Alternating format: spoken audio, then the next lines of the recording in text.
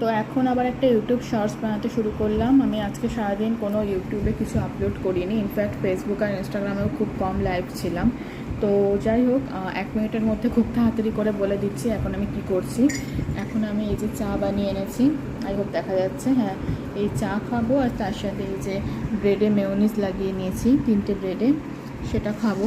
তো এখন কটা বাজে আমি একবার দেখিয়ে দিচ্ছি।